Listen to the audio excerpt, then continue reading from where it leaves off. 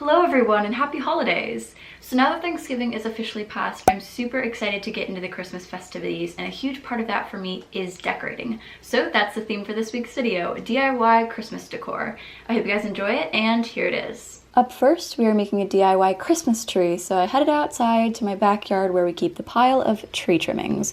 Now heading into this, I'm just trying not to slip as it was a pretty wet day that I was filming, but I also kept in mind that I was looking for sticks that were about 1/2 inch thick and then relatively straight, as curvy wouldn't work too well. Once I had gathered enough, I started making my way to the main part of my patio and began stripping all of the sticks of their excess branches and or leaves. Once that was done, here's how they looked.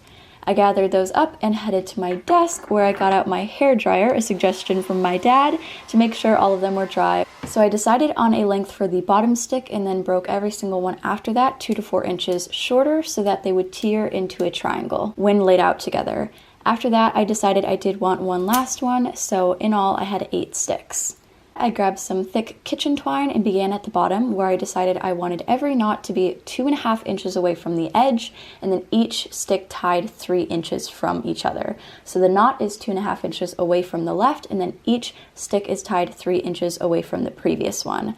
I kept doing that all the way up the side, and then gave myself about 8 inches of slack at the top to hang it. And then this happened. No! It did take quite a while to untangle these, but once it was back in working order, I just continued my knots all the way down the other side. For the last one, I double knotted it and cut off the excess. So here's how it turned out.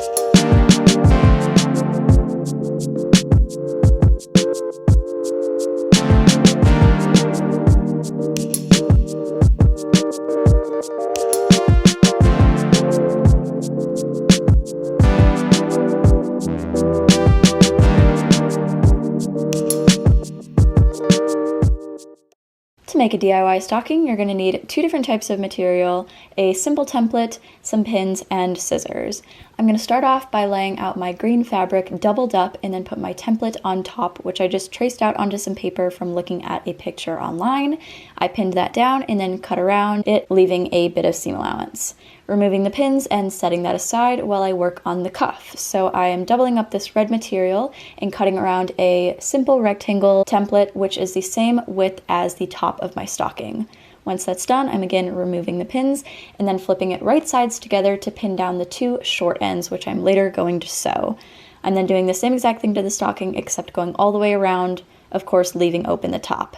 I sew down the 2 sides of the cuff. Here's how it looks flipped right side out. And then, of course, did the same thing for the stocking, making sure to leave open the top, sewing all the way around the edges and removing the pins, then flipping it right side out. With the cuff right side out, I'm actually going to stick it inside the top of the stocking, pin it, and then sew that edge. Then when you kind of pull it out, you're just going to want to hem that. Once that's done, fully flipped over, here's how the cuff and stocking look together.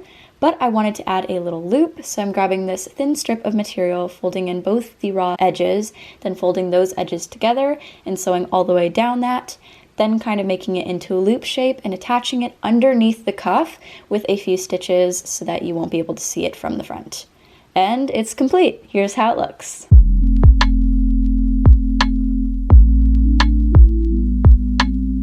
For this Christmas pillow, I'm grabbing 2 different colors of fleece, some green yarn, scissors, and pins. Starting off by laying out my red fleece, I'm cutting just a general rectangle shape and evening up all sides.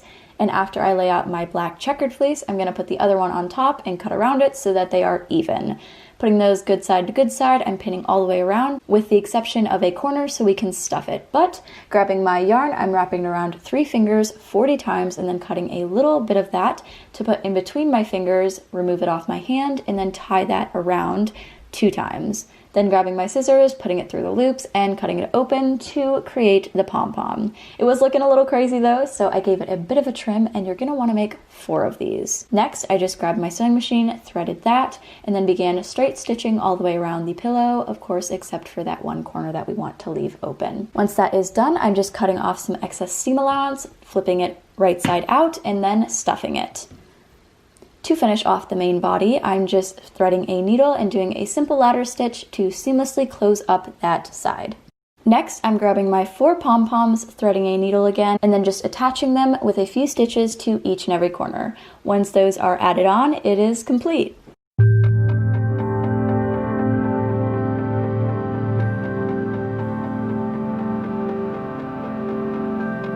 Up last are fabric garlands, so I'm grabbing some scrap material as well as yarn, and all I'm doing is just cutting these bits into 5-inch long, 1-inch wide pieces that I'm later going to tie around the yarn, so I'm just destroying this dress and making the measured cuts.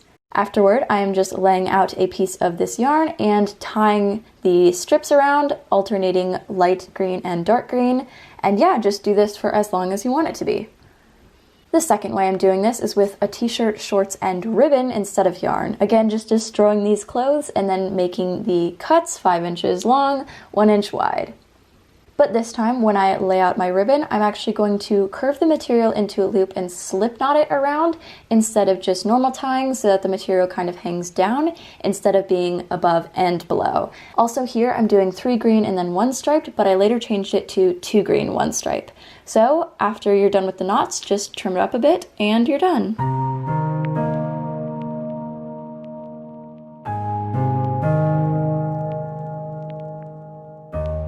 So those were the DIYs. Christmas content is some of my favorite to watch on YouTube, so it's really fun to be making my own.